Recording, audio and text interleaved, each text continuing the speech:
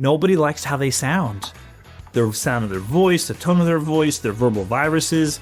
But if you listen to one of your calls every week for 15 months, and then you throw that in where you listen to one of your coworkers' calls every other week for 15 months, you're gonna get a lot better. But that requires a lot of discipline and a lot of focus. How are you going to get better if you're not breaking down the game film? Welcome to Market Mastery, the podcast dedicated to uncovering revenue-driving strategies for sales leaders in B2B tech. All right, on today's episode, I have the distinct pleasure to be joined by a longtime friend, co-founder, managing partner of memoryBlue, Marc Gonyea. Marc, thanks for coming on. Kyle, what's up, man? Yeah, it's good to see you. It's been a while. Good to see you. The only thing better than seeing you would be seeing the Celtics lift the Larry O'Brien. Yeah, they're right there, so we'll see. And so to help contextualize some of the conversation we're about to have, and for those who are not familiar, can you give a quick overview of what is memoryBlue and where do you guys kind of focus? And then we'll go from there. I'll give the quick and dirty. So memoryBlue started or founded in April of 2002 in Arlington, Virginia. I was one of the two co-founders, myself and a gentleman by the name of Chris Corcoran. Started the business out of the basement of a house I was renting with some of my buddies. And over time, I guess, fast forward 22 years later, we're still doing kind of the same thing, but just with a different operating model. But we do three things for folks. We primarily run top of funnel outsourced sales development campaigns, which allow clients the opportunity, if they want, to hire the folks on the campaign. Yep. If they want to, they don't have to. We outplace our folks to the client, or we outplace them in the industry after 15 months. We also do third-party contingency search work or direct hire recruiting work for technology companies because we've been working in sales for so long. And then we do inside sales development training for SDRs for other companies because we do that for ourselves. We have over 500 SDRs, so we're always training folks. And a couple of years ago, some of our clients said, hey, do you mind training our folks? And so we train their folks, we train their managers. Cool. Yeah, I've had a soft spot in my heart for outsourced services, outsourced sales development providers, given that it was my first job in sales. That was my entry point. I got guidance from Trish and Lori that would be the best spot. But we met 10 years ago when you bailed me out of a jam with a client when we really needed like 4 resources really quick. You jumped in, got me sorted, bailed us out, which was awesome. But since that time, over the last 10 years, obviously a lot has changed for your business in particular. Oh, yeah. And the big one, you took on outside investment as a professional services firm. And so why'd you want to do that? So you mentioned you and Chris just starting it, the two of you in your basement, grew it, and then took on outside investment. Why? Yeah, so we were building the company. And when we first started the company, it was coming out of the dot-com crash. I mean, that was a long time ago. This crazy nonsense with Enron. And we were kind of inspired to do that. And we just wanted to start a business for ourselves. And then when we built the business, we started getting into it. We're like, wow, you know what we want to do? We want to build a company that we wish existed when we got out of school. The landscape is different for people coming out of school now, but it's still, where can I go where I can get trained on the fine art of discovery and I can potentially learn how to grow into a professional salesperson? So I work at a place where I'm held to a high degree of output, but I'm trained and I'm developed. And then as we built the company, we figured we wanted to grow it. So we built it all organically. We started opening offices, and we opened up the first office in Virginia, and then we opened up an office in Austin, Texas, with someone, Nimit Bhatt, a gentleman who used to work here, who started as an SDR. We opened up an office in California, a guy named Mike Mishra, who started as an SDR. So we were like, wow, we're onto something. We want to give people who are up-and-comers opportunities to do other things. So we opened up an office in Boston. We opened an office in Denver, and then in Seattle. We were doing this while we were growing and scaling, just all organically. So it became a great place because we were training and outboarding, placing people, growing the business. And then we became like, you know what, we had children, and we're like, let's just try and run it as a company where, like, if our kids want to come to work in the business, we want our kids to come work here. And we kind of merged all those things together. But then along the way, we're growing. It takes a lot of time to do that. And we were doing pretty well as a business. We're putting most of the profits back into the business to grow it. And we had an opportunity to bring on an investment because we wanted to go international. And we didn't know how to do that. I mean, I lived overseas in high school, but that was the extent of our knowledge of going international. By bringing on a private equity partner, we were able to accelerate our global reach. And instead of taking 20 years to get to all those offices I just mentioned, it took us less than a year to have the ability to do what we do in 22 languages. We have an office in Singapore now. We have an office outside London. It's a somewhat different operating model, but it's the ability to do it. And we acquired a company called Operatics, which essentially I have a lot of admiration and respect for them. It's a company out of the UK that was founded very similar to us, and they did a lot more in a short amount of time too. So we were able to do that, and now we've merged, if you will. It's a better way to look at it, actually. So that's why we did that maneuver. And then the market's kind of slowed down a little bit, obviously, right? We're all in tech. Everybody knows. Toughest IPO market. Yeah, particularly last year. Yes. But basically, the outside investment helped to do the same thing that the technology clients that we service take on outside investment for, which is accelerate growth. And do that by additional headcount growth, addition of other offices, and then inorganic growth with the acquisition of Operatics, complementary or really the same service offering, just with a presence in EMEA where you guys are US based. So that makes perfect sense. Yeah, that's great. And then, so the uniqueness of the outsourced sales development business is an interesting one. And so for people who don't intimately get it, really what happens is you have your internal SDR team. Marc's company does the exact same thing, but you hire him and they need to get ramped extremely quickly. But you get the management infrastructure, the technology infrastructure, the training, and everything that goes into actually having that resource employed by memoryBlue as opposed to your own organization. And so with that, to me, comes two different things. A very interesting and fun problem on the recruiting side, and then another one on onboarding. So for recruiting, like how many reps are you hiring a year? That's a great question, Kyle. And it's a little hard to gauge because we have so many conversions. So the clients will convert the person and go away, but it's probably between 400 and 500 a year we hire. Wow. Okay. Yeah, it puts a lot of stress on the business, but in a good way. So people think we're kind of nuts because they say, wait a minute, you guys are going to let the client hire the person and the client goes away and your staffer goes away, your SDR? Yeah, but you have to go find someone else and then go find a new client. And say, yeah. Well, to me, the conversation becomes, are they going to do it anyways? And does it make more sense for you as a business to do what's right for the client and selfishly to monetize that event? So like, if it's going to happen anyways, why not do those two things? Do the right thing for the client and monetize the event. Well, you know, Kyle, you were an SDR and now you're doing all sorts of exciting and big things. Like the SDR job is an amazing job. There's a small percentage of people who do that job, who that's what they do for a career. That's a great way to make a living. A vast majority of the people who do that job and who do it exceptionally well probably want to go on and do something else. And we learned that lesson the hard way. We didn't always think that way. We were trying to keep people in that job probably longer than we should have the first 2-3 years we were in business. And what you want to do is, if you can help people, I always go back to like, this is kind of grandiose, but Maslow's hierarchy of needs, everybody learns that like in Psychology 101, the triangle, and at the top of it is self-actualization, self-realization. If you can help people get where they want to go in their career, both the client and the memoryBlue employee, then you're serving a higher purpose than just paying them. And maybe this is just, I don't know what this says about me, but also I just think about the self-serving aspect of that, especially with a career of 22 years like you have, and how quickly people move within tech in particular. Yeah. You're talking about people that you treated right, your memoryBlue employees, who then you're placing out with a client who in 6 years' time are a director of sales development and can turn back around and hire you for outsourced services. Ideally, or hire our people who used to work at the firm. And it'd be great to make money off that, but we'd always have to. What we like doing is most of the people who come to work here, before they work here, they're not going to get a job at a software company. Like the technology company's not going to be interested in them. Yeah, why is that? What's the profile, or how's the profile different? This is where I'm going to like slam the 4-year institutional college program, which is most people will pay a lot of money and spend a lot of time going to a 4-year college, and most of those people will come out not equipped to bring any value to the job market. It is what it is. And the college system, I think, is set up to serve the college system. It's not set up to serve primarily the students that are coming out. memoryBlue's a great example of that, because the software companies can only hire a certain amount of these folks to get into the sales profession. There's not enough seats for them. They would take more of them, or other companies would if they were more skilled, but they're not skilled because you come out of like a pretty good state school and a major in management, like you're not employable, really.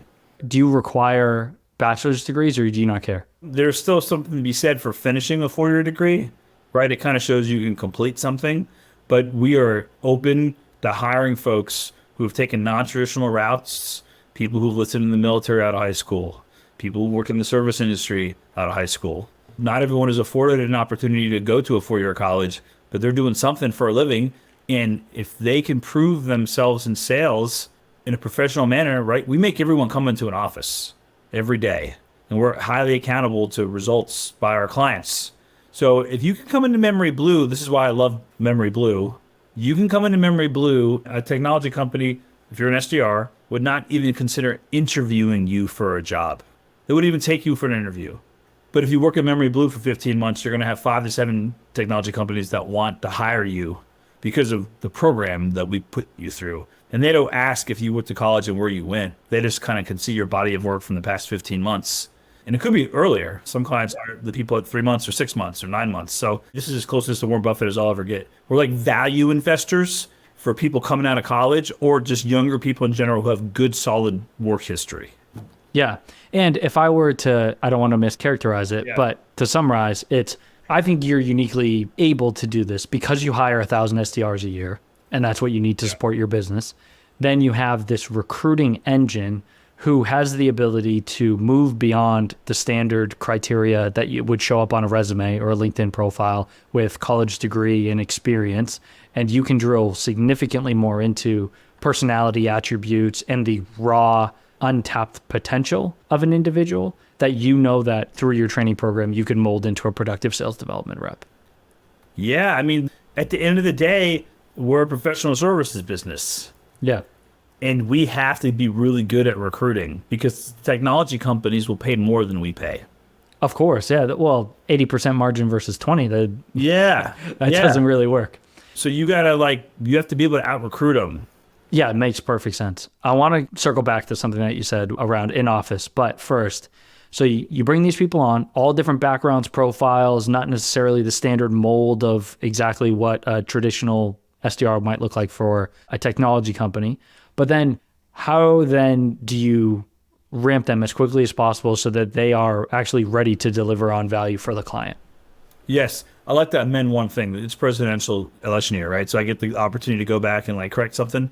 I will say that typically our stronger performers are folks who are coming out of a 4-year school who have dipped their toe into one of these professional selling programs that exist.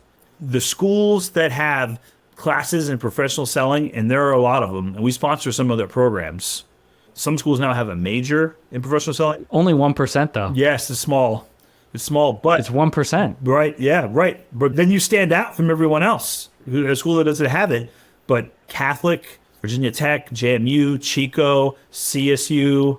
I'm going to leave some schools out. I just won an Oscar, and I'm leaving out all the people who supported me along. UNH and Bentley, I'm obviously biased towards the Northeast, but UNH and Bentley are solid. Yeah, so those up-and-comers who come out of those programs are usually head and shoulders above everyone else because they already know what they want to do. They've opted in, and they know what the road is. The opt-in, to me, is so interesting. Yes, there are some incredible basics. You've done a role play exercise, you know what a script is, but you've seen a CRM. You know what a CRM is, the difference between a field and object, you know what a report and a dashboard are. So you have some general working familiarity with the basics that you're going to cover in week 1, which is fine, but I can do a lot of that stuff inside of 2 weeks. What I can't do is qualify out the fact that a bunch of people who take SDR jobs aren't committed to pursuing a career in sales, which can cost you a lot of money as an organization investing in them. But the people who have gone through the sales program, that likelihood is so much smaller. They put in so much time. That opt-in thing that you said is what resonates with me. Yes, absolutely. And nobody ever growing up thought little Kyle Smith was going to grow up to be a professional tech salesperson. No one ever thinks that, but that's happening a little more nowadays because it's a craft, right? Yeah, maybe I should have with Trish, but I didn't. No, you're doing great. You're doing great. Maybe Matt should have, though. Yeah, exactly. All right, so you asked me about the onboarding, the training? How do you take somebody with all these different backgrounds, some professional sales programs, 4-year institutions, just server, whatever, all these varying backgrounds. What are some of the most important aspects of the onboarding process to get them ramped as quickly as possible, knowing that for your business, for every business it's important, but for yours even more so? We had a sales call today with a head of sales at a business intelligence software company. He calls it AI. I'm still calling it BI. And he was a little dismayed at the fact that we're going to have someone with little to no sales experience early in their career going outbound for them. They're not having experience in his space, kind of new to the phones. And our counter to that is, generally speaking, you want a blank slate. We want somebody who comes in who maybe they've had some classes and maybe they had like an internship doing something. Maybe they were, there are some sales programs. Alumni donor calling programs are good too. Yeah, we love those folks. We love service, but we have an internship program here at memoryBlue too as well, where you can come in and really get after it if you want the summer after your junior year. So we want that they're a blank slate and they'll bring any bad habits from their other sales jobs into our method. So we put them in the first 2 days. You're in a full classroom session. It's 2.5 days. And then, though, for the subsequent next 5 weeks, so it's a 6-week program, in addition to doing your job, you have training every day with your facilitator from those 2.5 days. Every day for 30 minutes, and then you have weekly reinforcement sessions, and you kick it off with Chris Corcoran, and you end it with me. And after that point, we have training every Wednesday, come hell or high water at the company on a topic, and the content is prepared weeks and months in advance, and sometimes it's someone from the outside, someone's from inside who's doing really well. We believe it's a craft. This is the training that people pay us for. We have people who pay us for the training who sit in the sessions with this memoryBlue people who are going to be billable on work soon. So that's a mouthful, and I know I talk too much when I start talking about memoryBlue. I'm almost thinking about it like an agile methodology, where it's like, okay, in 2.5 days, I can get a minimum viable product. I can get an SDR who would be competent on the phone. And then over 6 weeks, I turn it into like something significantly more polished. And then over 15 months, it just gets better and better. But rather than sticking them in a conference room for 3 weeks and just fire hose classroom style learning, instead, it is learn on the job and deliver in drips and drabs so that they can retain and apply information constantly every single day over those 6 weeks. Yeah, it's just like the basics. There's a lot of call reviews, a lot of recording of your outbound calls and you breaking them down with yourself, with notes, not just listening and hearing. Nobody likes how they sound. The sound of their voice, the tone of their voice, their verbal viruses. They're not comfortable with silence. They don't ask open-ended questions. They don't reward in reverse. But if you listen to one of your calls every week for 15 months, and then you throw that in where you listen to one of your coworkers' calls every other week for 15 months, you're going to get a lot better. But that requires a lot of discipline and a lot of focus. And, a company that's committed to forcing you to do that. And our SDRs, they hate it when they're here. But when they leave, they're like, oh, okay, all right. I get it now. I get it. Because most companies don't do that. And some people do it, but not. It's like going to the gym, Yeah, when you get out of that environment, the big realization comes when you look side to side and maybe you're sitting next to 2 other people who also have 15 months of experience, and you just can say confidently, like, I'm better than these people. It was horrible. It made me uncomfortable. The whole process was rough, but 15 months in, I am so much farther beyond someone who didn't go through that same process. I don't think the big companies, the big software companies record their calls, or they might, maybe now they have gone, but I don't know if they record their outbound calls. So if you're an SDR at a big software company, and I'm not going to name names, but everyone knows who I'm talking about, how are you going to get better if you're not breaking down the game film? Yeah, role play is the only other way. Role play, live call shadows, but when you do live shadows, if connect rate is 4% and you can only make 20 dials an hour, that's maybe you can get one connect in a live call shadow. There are some call studios and stuff like that you can do for live breakdowns. But yeah, no, the call recording is the best one. I think just some companies are cautious of legality. It all depends on the state. It's state by state. I don't run into a lot of companies that do it with consistency. That's the thing. Yeah. Not on the SDR. On the AE side all the time, but on the SDR side, it's more limited. On the AE side, yeah. All right, so they go through this program, but 2 things you mentioned. One, the fact that the people are in office, and your overall strategy, a big part of the reason why you took outside investment was growth of the offices in all these locations. And so how many days a week do they have to be in office? Every day. 5 days a week. Okay. When did you come back into the office? I want to ask that first. Oh, yeah. This may be controversial. So I think we went home, what was it, like March 13th or something of 2020.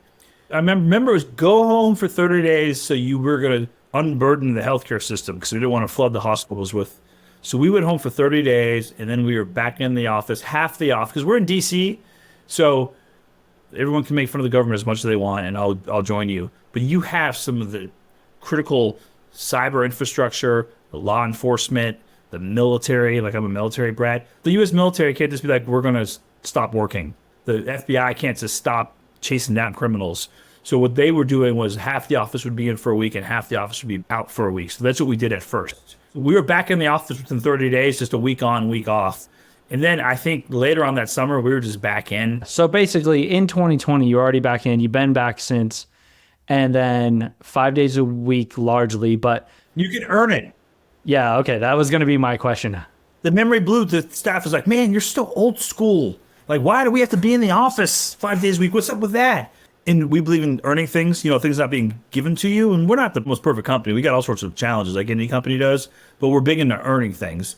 And you can earn the right to work from home if you're a senior SDR and you have to have tangible results. You have X many months of hitting your quota. You have to do a company-wide training session. Like, you've got to do things. And then you can keep that right by telling your manager the week before if you're on pace for quota for that month. Because you can earn it and then you can do it, but it's not like a God-given right for the rest of your life. You got to earn it. And then it's 2 days a week. And I'm pretty sure it can't be Monday and it can't be Friday. But otherwise than that, we feel as though we have an obligation to the people who come work here to train them and teach them how to do it. And you got to be in the office 5 days a week until you can prove otherwise, which means most people. And we have many people who, although they're senior SDRs, they'll come in 5 days a week, or maybe they'll just only work from them 1 day a week. Right. And why? What's the benefit of the in-office environment from your perspective? This is my perspective. This is what I'm told when people leave, and this is what I'm told when we have prospects come visit the office. We have 2 call blitzes a day where if you're not making calls all at the same time, you're wrong. Like, put that coffee down type stuff, right? You need to be on the phone, and ideally everyone's standing up, and your manager is call coaching you, right, with the technology, but they're rolling in their chair in between the 2 aisles. And when you're making calls, you don't do it all day. It's 2 1.5 hour blitzes, and you can call it your prerogative outside those. You're learning from other people, and you can talk to accounting firms, law firms, big consulting companies. They're losing company culture. They're losing knowledge. They're losing like the tribal knowledge. There's no one there to pass it down to when no one's coming into an office. And when you're doing outbound sales development and people are hanging up on you, kicking you in the teeth, not giving you the information, you need someone there to kind of rally your cause or correct your opening statement. Or say, Mark, you talk too fast, slow down. Or Kyle, I already see now, you were probably very smooth on the phone. Like, you probably said a couple things that transitioned into a close really well. I'm going to start saying what Kyle says. Yeah, there was always the copycat. The copycat approach was beautiful because you just hear it over the cube wall or whatever, and you liked how somebody phrased something, and now all of a sudden you're modifying your pitch all the time. But to me, I know this was a long time ago, but if I'm thinking back, 15 years ago when I was on the sales floor, I don't know if I could have done it without the camaraderie. Like, when somebody hangs up on me or says something terrible to me just because they're having a bad day, not having the ability to like hang up and laugh and talk to somebody else who's had that same thing happen to them a dozen times would make it so much worse of a job from my perspective. There's no way I could have gotten through it without 50 other people who were doing the same thing. We had some people who started in COVID, very few who made it through, who never stepped foot in an office. So it's possible, but that was like when we all thought we were going to turn into zombies. And, that was some dire straits at the beginning there. It's just such a common cause, and the job is so difficult that you need that support and you need the accountability, right? There's a meme, I guess it's a meme. Tim Ferriss reposted it. Everybody knows who Tim Ferriss is. Reposted it on his Instagram of a gentleman who was crowing about work from home culture in Austin, Texas on a Tuesday. And people were at Barton Springs sunbathing. And the thing that Ferriss reposted was, I think, someone who works for a hedge fund who says he hires people to go to, in New York and Austin, to go to these places and ask the sunbathers at 2 p.m. on a Tuesday where they work. And if it's a publicly traded company, they short their stock. And the stock's up, they're up 738% for the year or something. Maybe some of those people have earned the right to sunbathe at 2 o'clock. I don't know. I don't want to judge them. And in sales, well before COVID, sales professionals routinely work from their house. Like that's a thing in sales, field salespeople, right? People with experience. But you need the crew to learn it from, and you need a manager there to hold you accountable to the production. And you talk to obviously a lot of companies that have their own internal teams, whether they outsource with you or not. And so have you heard that there's been a productivity drop off with the work from home? Yeah. So just to clear things up for people who are listening, we don't believe that you should outsource it forever. Like if you're capable of doing this in-house, you should do it in-house. Absolutely. It can be such a great thing to do in-house if you do it the right way. We're not coming for people's jobs or anything like that. But I would say that most of the people, when I say that, like 80%, 90% of people, when I talk to them about the production of their teams that work from the house primarily, and it's becoming more socially acceptable, they will admit somewhat readily that their internal work from home teams are underperforming. They're not bad people. They're just not producing what they should be producing because it's difficult to work from your house when you're earlier in your career and you're in charge of going outbound. And they're struggling with like figuring out how to break the news that we need you back. The numbers say, and I wish I had this, people graduating from school now, the COVID kids, like my daughter, her freshman year of high school, but also people who were in college during COVID, they're saying with relative ease, we want to be in an office. We have a lot of clients, they're experiencing the same thing. People are opting in for the office environment in oftentimes not having to force that, and people are opting into it, which is interesting. Yeah, I'm a fan of hybrid, actually. There's a big company, the parent company is a retailer. Everybody knows who the internet retailer is. And then the business that made all the money for years, the cloud-based business that everybody works to host their. We were at a conversation with them recently, and they were saying that they're bringing everybody back who's not back 3 days a week. The key thing will be, are the 2 days a week from home a God-given right, or those something you have to earn? Yeah, or you have it instantaneously, but it can be lost is another method I've seen. Yeah. So I think hybrid's great for quality of life, like commuting. Like there's so many great things I think that have come out of that, but it's tricky. So anyways. Yeah, the only flip side to that is companies, if you rewind 20 years for you and you don't have 10 offices or whatever you have, and then therefore your talent pool is restricted to just Virginia. And what if you just can't find what you want? And then you're trying to weigh this option of, well, I can find a stellar candidate who I can't physically put into an office. So either I love their profile so much, I'm just going to say, whatever, like go do it from there. For you, it's easier now in your current state because you have every major metro in the US, basically. Not all of them, but we need to come back a little bit and hopefully we can get there for sure. There you go. But and like I'm not trying to crush folks who do this from their house in Bozeman, Montana or some place similar. I mean, God bless you, dude. You can do it. It's just hard to scale that. You know, it's hard to replicate those folks, but it's possible. It's certainly possible. Yep. Cool. Well, Mark, I really appreciate you coming on. We'll catch up again soon, I'm sure.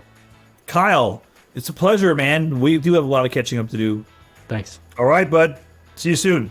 See ya. Thanks for listening to this episode of Market Mastery, brought to you by the Bridge Group.